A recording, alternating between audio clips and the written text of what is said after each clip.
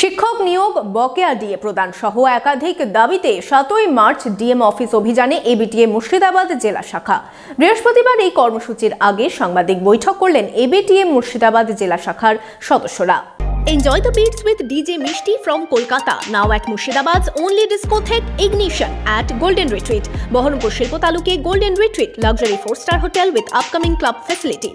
School ও মাদ্রাসা service কমিশনের মাধ্যমে শিক্ষক ও শিক্ষাকর্মী নিয়োগ করতে হবে, এই দাবি নিয়ে এবার বহরমপুরে পথে নামছে শিক্ষক সমাজ।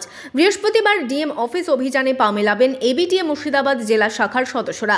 বৃহস্পতিবার দুপুরে বহরমপুর টেক্সটাইল কলেজ মোড়ে হবে সভা। সভায় উপস্থিত থাকবেন রাজ্য নেতৃত্ব। শিক্ষকদের দাবির পাশাপাশি লোকসভা ভোটে সমস্ত ভোট কর্মীদের নিরাপত্তার দাবিও তুলছেন শিক্ষক সংগঠনের সদস্যরা। তার আগে বুধবার বিকেলে মুর্শিদাবাদ জার্নালিস্টস অ্যাসোসিয়েশনে সাংবাদিক বৈঠক করল শিক্ষক সংগঠনের সদস্যরা।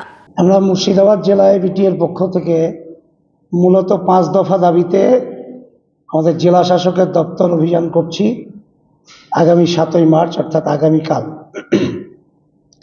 সেই 5টা প্রধান দাবি হচ্ছে যে স্কুলগুলোতে শিক্ষক শিক্ষাকর্মী নিয়োগ বন্ধ আছে, তার ফলে স্কুলগুলো মাদ্রাসাগুলো পড়াশোনা প্রায় বন্ধ হতে চলেছে।